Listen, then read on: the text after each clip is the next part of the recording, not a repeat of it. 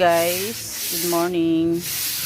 Ayan, si Tito F, the mangumpay.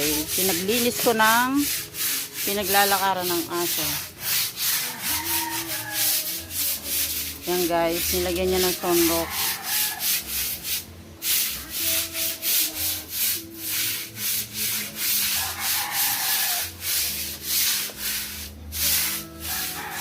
Partida guys, nakasigarilyo pa yan.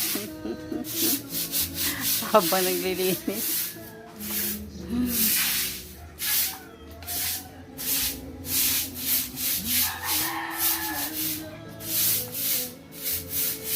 Yan guys, nilinis niya kasi ngayon nag-uulan, wala kaming bubong. Yan. Wala kaming bubong guys. Kaya yung patak ng tubig, nandito lahat sa semento.